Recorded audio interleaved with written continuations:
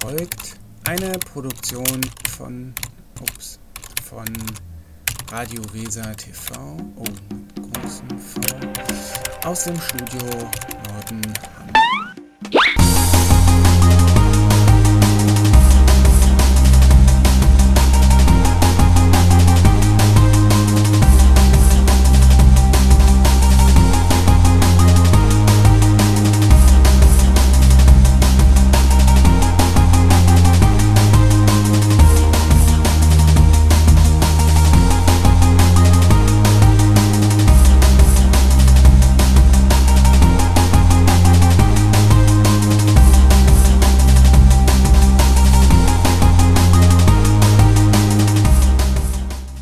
Moin und herzlich willkommen zu einer neuen Ausgabe vom Blick ins Sendegebiet. Also heute begrüße ich Sie mal nicht von einer Fähre auf der Weser, sondern ich begrüße Sie aus Augusthausen. Das hat einen guten Grund, denn wir sind hier zu Gast beim Plattdeutschbeauftragten des Landkreises bei Hans Meinen. Hallo Hans. Moin. Wir haben vorher gesprochen, wir fangen jetzt nicht an, uns vor der Kamera zu siezen. Der Plattdeutschbeauftragte, den habe ich hier heute an meine Seite geholt aus einem guten Grund. Wir haben nämlich heute ein bisschen Plattdeutsch in der Sendung, aber vorab vielleicht die Frage, was ist eigentlich ganz konkret die Aufgabe eines Plattdeutschbeauftragten hier im Landkreis? Ja, wenn ich das so ganz genau wusste, also im Moment ist das so, dass ich nicht viel zu tun habe. Ich bemühe mich um die Schulen, um die Kindergartens, um Vereine, um Plattdeutsch Theatergruppen. Und das, was wir jetzt im Moment aktuell um den Pad braucht haben, wir versucht in Haas 2015 in der Plattdeutschweg in Nordenham und in Brauch zu morgen. Genau, eine Plattdeutsche Woche im Oktober. Da wird sich auch der Bürgersender noch dran beteiligen. Das wird gleich noch mal so ein bisschen zum Thema gemacht werden. Bevor wir jetzt gleich eine kleine Umfrage sehen, die wir zum Thema Plattdeutsch gemacht haben, möchte ich dich einfach fragen als Plattdeutschbeauftragter, wie wichtig ist es denn, das Plattdeutsche auch im Jahre 2015 zu hegen und zu pflegen? Ja, wo wichtig ist das? Also Plattdeutsch hört zu unserer Region dazu. Plattdeutsch ist eine Regionalsprach. Plattdeutsch ist eine eigenständige Sprach. Plattdeutsch hat sich verändert. Und nichts ist so wichtig wie die Wandel für eine Sprache. Und solange wie Lü heftet diese Sprache auch in Alltag schnacken dort, lohnt sich das, sich dafür einzusetzen, dass sie erholen wird. Und das, was wichtig ist, damit wir auch in 20, 25 oder auch 50 Jahren diese Sprache noch haben, mit wir uns darum kümmern, dass die jungen Lü, unsere Kinder, Plattdeutsch hört in Kindermund, diese Sprache schnackt. Und ich habe letztes Jahr mit einem kurdischen Sprachenlehrer zu tun gehabt. Wie habt du es über seine und über meine Sprache erholen? Und dann hätte ich zum Schluss gesagt, pass du auf, dass deine Sprache nicht verloren geht. Denn mit jeder Sprache, die verloren geht, geht ein Stück Kultur verloren. Und das habe ich ernst genommen und deswegen kümmere ich mich um diese Sprache. Und wir haben mal in der Nordenhammer Innenstadt gefragt, wie wichtig empfinden denn die Nordenhammerinnen und Nordenhammer die plattdeutsche Sprache? Ist es wichtig, die Sprache zu hegen und zu pflegen? Und hier kommt unsere Frage der Woche, beziehungsweise die Antworten auf unsere Frage der Woche.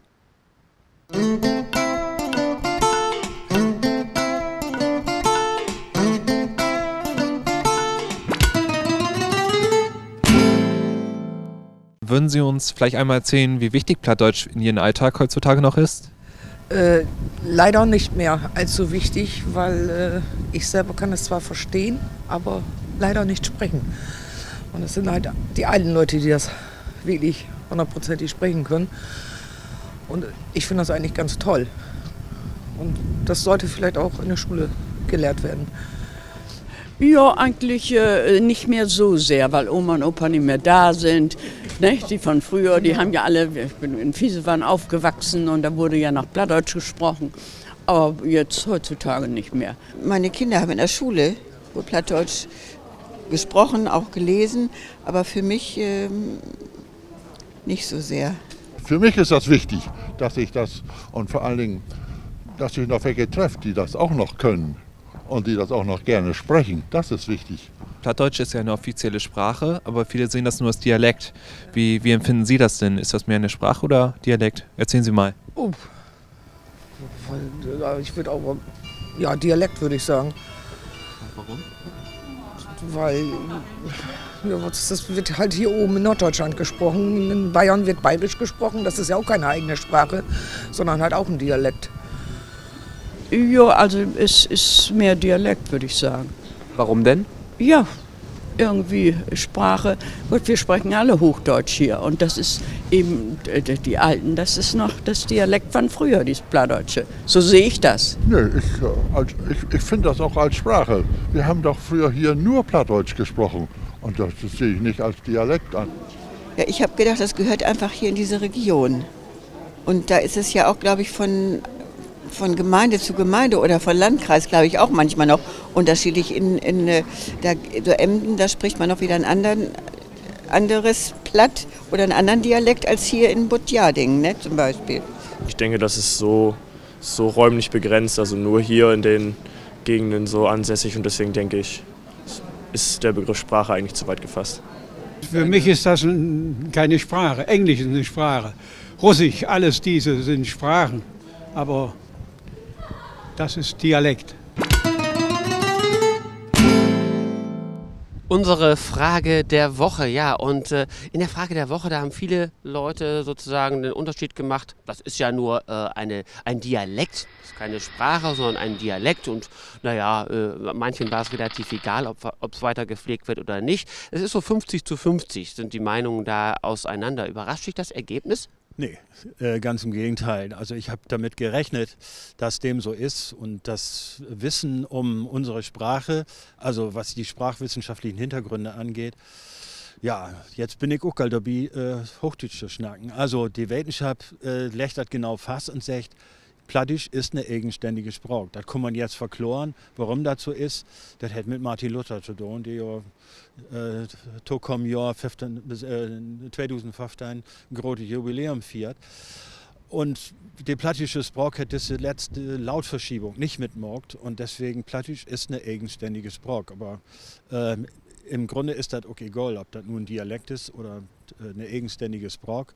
Also für mich ist das eine eigenständige Sprache und deswegen mit wie sie schnacken. Und wir müssen sie vor allen Dingen pflegen.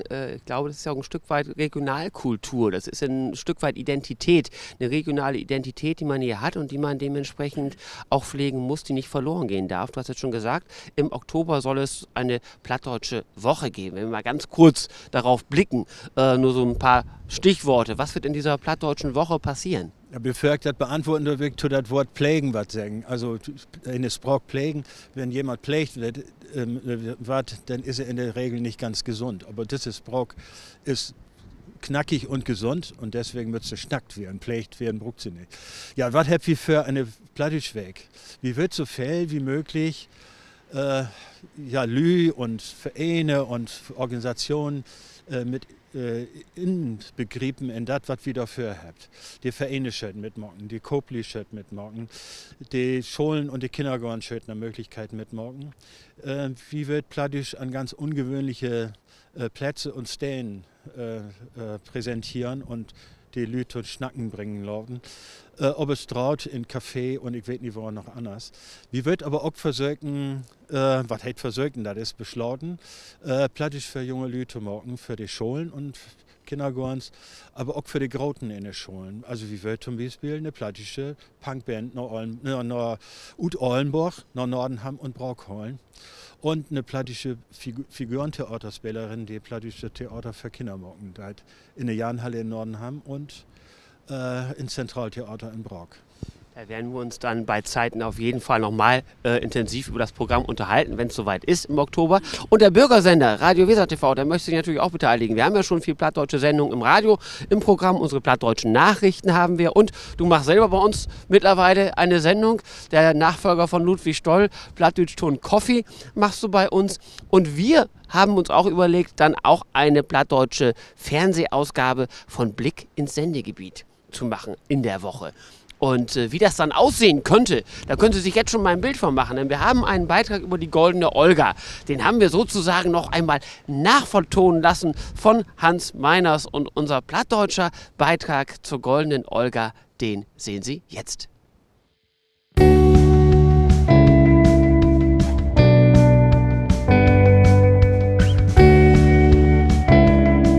In Güldenkow in der Wesermarsch, Autoführer, die ins Dortland an Norderseefeld vorbeiführt, ward sich wundern. Dort steht eine Straat in gülden Ko, man, diese Ko ist nicht bloß Dekoration, nee, sie ist ein Preis für den besten Melkbetrieb in Niedersachsen. Dit Jahr geht diese große Preis an den Hof Schwarting in Stotland. Am 2.2.2015 ist die Übergabe von der Gülden Olga zusammen mit einem Preisgeld von 3.500 € wehen. All in Dezembermonat verleden Jahr ist klar, dass sich der Familienbetrieb Schwarting-Voss als Beste in Niedersachsen von 1000 Melkbetrieb durchsetzt hat. Das wäre ein Grund, dass ein großes Couple von Politikers nach Norderseefeld in den Coastal von Schwarting-Voss kommen sind und die Familie grillieren wollen. So wie auch der Wirtschaftsminister von Niedersachsen, Olaf Lies, mit dabei. Er hat auch den Preis an die Winner übergeben. Ich glaube, es waren alles hervorragende Wettbewerber, die mitgemacht haben. Aber ich finde, das darf ich glaube ich sagen, dass die Familie, die jetzt gewonnen hat, Familie Schwarting, sich schon besonders ausgezeichnet hat mit einem Hof, mit einem Grünlandbetrieb, den sie schon über Traditionen hinweg, über Generationen hinweg führen. Und ich finde es auch eine tolle Vorzeigefamilie, die für eine wirklich zukunftsfähige Landwirtschaft in Niedersachsen steht. Das ist ein tolles Signal, weil dieser Preis eben nicht nur bewertet, wie viel Milch ist produziert worden oder wie ist der Umsatz, sondern er setzt vor allen Dingen auf eine nachhaltige Entwicklung. Und deswegen ist dieser Preis ein wirklich toller Unternehmerpreis, denn so als solchen darf man ihn bezeichnen, weil er eben mehr bewertet als nur den reinen unternehmerischen Erfolg, der messbar ist. Ein Preis mit groß Bedüten, der die Wesermarsch und die Gemeinde mit viel Stolz utstafiert. Mann, wo kommt das dann, wenn die Gülden Olga kriegt? Der Fraktionsvorsitzende von der CDU in Landtag von Niedersachsen, Björn Thümler, wär auch in Stall wie Schwarting und hat uns vertellt, nach welchem Plan das aflöt, mit dem Gewinner fasteit. Also es gibt ein Gremium beim Landesvereinigung der Milchwirtschaft, die aus Experten zusammengesetzt sind, die sich die Höfe angucken, die Begehungen machen und nach diesen Kriterien wird dann sozusagen eben dieses Punktesystem vergeben und wer die meisten Punkte hat, gewinnt dann die Goldene Olga. Also auf jeden Fall ist es eine Auszeichnung für das Engagement der Betriebe, der Familien, die dahinter stehen und macht eben auch deutlich, dass es gewertschätzt wird, was diese Familien täglich leisten, weil es ja ein Fulltime-Job ist, rund um die Uhr, 7 Tage die Woche und ich denke, deswegen kann man sehr stolz darauf sein, wenn man diese Goldene Olga bekommt. Damit so ein Preis winnt, mit da verdüchtig für Arbeit werden. Und auch das Regieren und Sägen in so einem Betrieb mit sonderlich gut werden. Kein Wunder, dass so viel Lü und Gäste in Stall von Familie Schwarting kommen sind und gradieren wollen und auch bei der Übergabe dabei werden wollen. Bauer Jörg Schwarting freut sich bannig über diesen Preis und über das Lob für seine Arbeit, der er in den vergangenen Jahren zu weggebracht hat. Das haben wir also absolut nicht mitgerechnet. Das sind so die Schritte. Man denkt sich, man füllt mal einmal den Fragebogen aus, dann meldeten sie sich an halt zur Prüfung und dann kriegten wir die Einladung zur Preisverleihung. Damit wusste man, dass man vielleicht unter den ersten 20 Betrieben ist, aber dass wir den ersten Preis kriegen, da haben wir absolut nicht mitgerechnet. Ja, das musste man eigentlich erst mal realisieren, als das da am 13. Dezember und es ist schon eine hohe Anerkennung an der Arbeit. Also das ist ja, natürlich ein tolles Erlebnis, was man auch so wie jetzt hier, was man jetzt miterlebt. Und da sind wir schon sehr stolz drauf. Familie Schwarting hätte er zugang kriegen. Insatz bietet soziale, sonderlich gute Schule für die Därter und die Umwelt und in bannig gute Qualität wie die Milch und nicht zuletzt einen großen Verantwortung wie das Führen von diesem Betrieb. Um das hinzukriegen, braucht das einen doch dicht zusammenholen, als zum Beispiel in die Familie Schwarting-Voss. An Ende von den 4 wird die Gülden Olga an die Straat obstellt. Dort schall sie das heil tokom Jahr nu staun und die Lüwiesen. Hier wohnt die Familie Schwarting-Voss, die 2015 der beste Melkbetrieb in Niedersachsen ist. Ein Beitrag zur Verleihung der Goldenen Olga. Und du hast den Text für uns dankenswerterweise auf Plattdeutsch gemacht. War ja eine neue Erfahrung, so einen Fernsehtext zum Übersetzen. Wie war's? Es hat Spaß gemacht. Also ich hatte ja eine Vorgabe auf Hochdeutsch und habe das dann in Plattdeutsche übertragen. Ich falle immer wer in Hochdeutsch, nicht? Wenn die fragen, ob Hochdeutsch kommt. Naja, das ist eine neue Erfahrung und vor allen Dingen das dann auch ja, nochmal inzuschnacken in Sendern.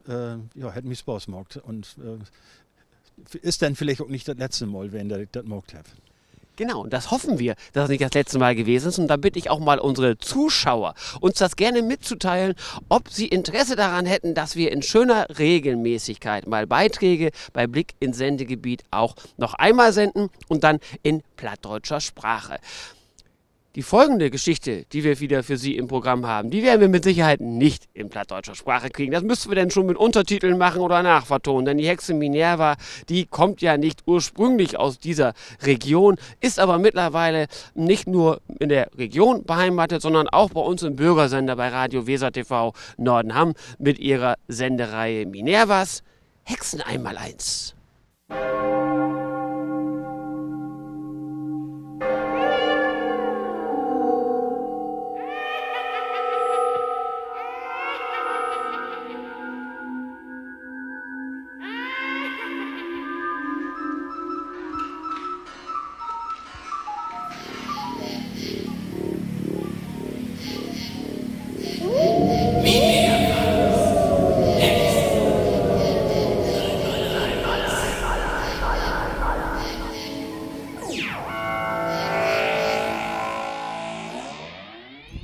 Hallo und willkommen zu Minervas Hexen einmaleins. Diesmal im schönen Monat März.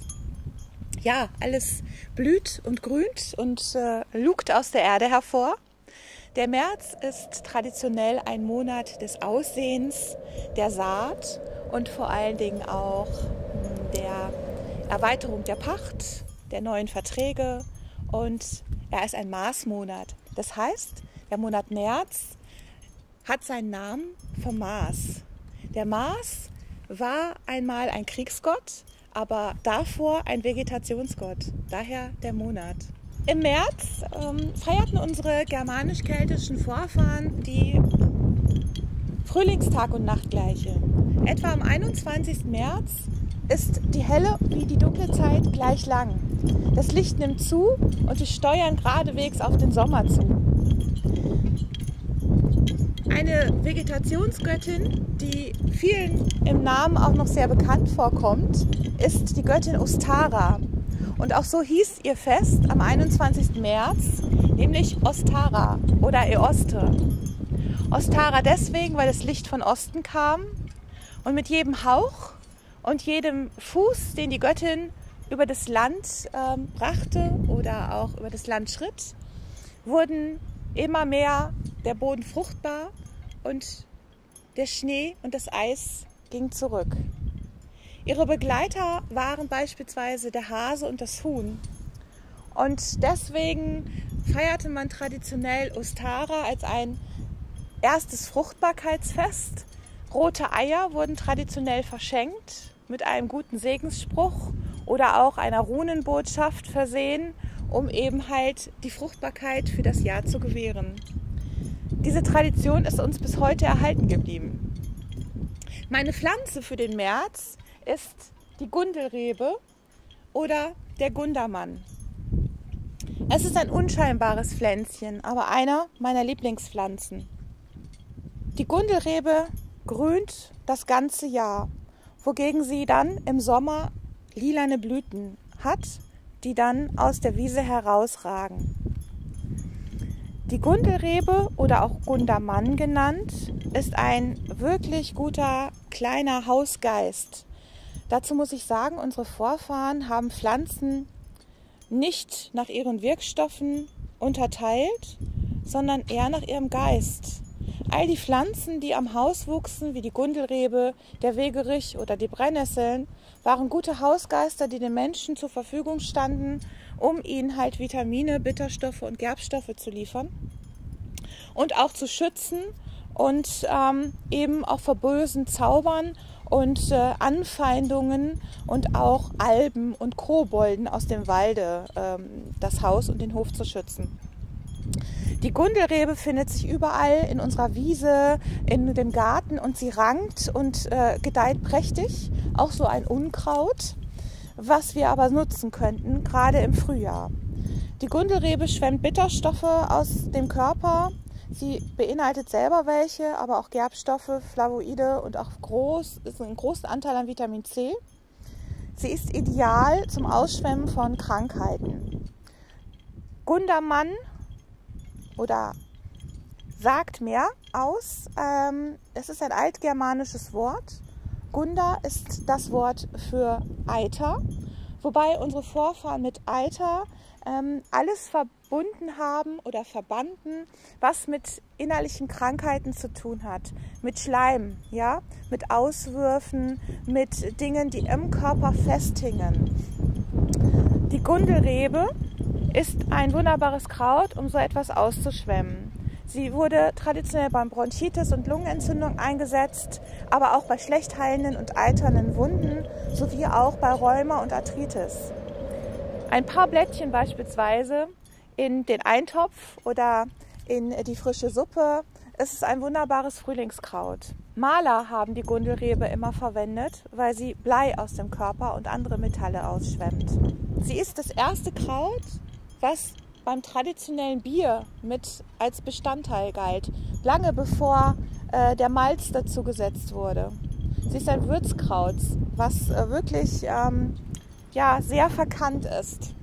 Ich kann Ihnen da nur empfehlen, sie wirklich auszuprobieren. Man kann nicht viel falsch machen mit ihr, außer als dass man sie überdosiert, aber dann schmeckt sie bitter. Ein paar Blättchen am Tag reichen völlig aus, um den Vitamin-C-Gehalt von uns aufzubessern. Des Weiteren ist die Gundelrebe ein sogenanntes Milchkraut. Ja, Milchkräuter. Heute kaum noch bekannt, aber damals bei unseren Vorfahren war die Milch ein wirklich wichtiges und heiliges Mittel. Und es war wichtig, dass eben halt die Milch nicht schlecht wurde und dass sie auch gut gebuttert wurde. Und wenn das nicht der Fall war, wenn sie umkippte oder sich nicht buttern ließ, dann war diese Milch verzaubert oder besprochen. Und der Gundermann half bei der Entzauberung. Grundsätzlich war es so, dass durch Gundermannblätter die Milch dann besser floss, wenn sie den Kühen zu fressen gegeben wurde, oder auch durch Gundermannkränze wurde die Milch gegossen, um sie vor Verzauberung zu schützen. Auch sagte man der Gundelrebe nach, wenn man ein bisschen von ihr in der Tasche trug und dann zur Kirche ging am Sonntag, konnte man in der Kirche all die bösen Menschen und Hexen erkennen. Naja, das ist so ein kleiner Spruch.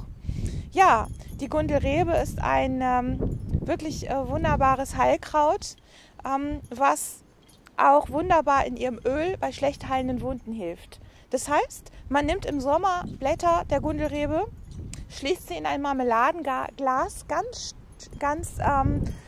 dicht ein und lässt sie 6 Wochen in der Sonne stehen. Es entwickelt sich das Gundelrebenöl, was man wunderbar auf Sonnenbrand oder auch auf schlecht heilende Wunden streicht. Sie haben diese wunderbare Pflanze sicherlich im Garten. Einfach mal suchen. Man erkennt sie auch an ihrem starken Geruch. Wenn man die Blättchen nimmt und zwischen den Fingern reibt und dann an den Fingern riecht, merkt man sofort die ätherischen Öle. Also sie riecht sehr streng und sehr bitter. Ja, das war für den März mein Hexen einmal-eins und ich habe Ihnen heute meine Lieblingspflanze, den Gundermann oder die Gundelrebe, näher gebracht. Es gibt noch viel, viel mehr darüber zu erzählen, aber ich kann Ihnen da wirklich nur ans Herz legen, sich selber einmal Literatur anzuschaffen, das nachzulesen und mal in Ihrem Garten die Augen aufzuhalten und zu schauen, was es alles Erstaunliches gibt im Moment. Und kann Ihnen nur sagen, bleiben Sie verzaubert und ich wünsche Ihnen einen schönen März.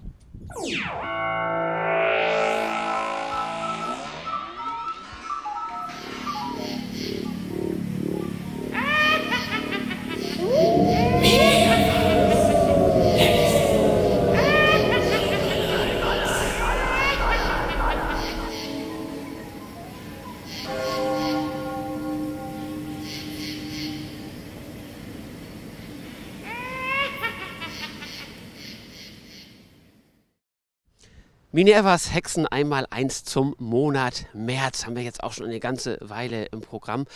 Auch Regionalgeschichte ist so etwas, was wir gerne mal bei uns ins Programm nehmen würden. Aber ein Teil der Regionalkultur haben wir regelmäßig im Programm mit der plattdeutschen Sprache. Könntest du dir vorstellen, auch so eine ganze Sendung, Blick ins Sendegebiet, mal in Plattdeutsch zu moderieren? So eine ganze plattdeutsche Sendung? Doch, klar kann ich mir das vorstellen. Also wenn du mich so fragst, dann will ich das vielleicht in Zukunft mal morgen. Ja, gut. Wunderbar, dann kannst du dich jetzt gleich nämlich probieren.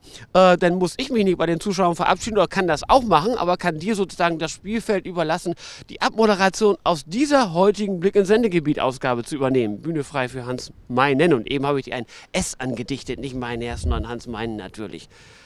Du kriegst die Bühne, du kriegst das Mikrofon. Ich hef nur das Mikrofon, die Abmoderation, ja. Liebe Lü, das wäre die heutige Utgabe von Blick ins Sendegebiet. Damit wir uns noch überlegen, wie das denn auch platisch vernünftig hält. Und das wäre das mal mit Thorsten Folge in der Moderation. Ich habe ihm dann beten beholfen und vielleicht demnächst mal dann ganz allein mit mir. Ich will mich da auch freuen, dass die mir dann tuckigen dort.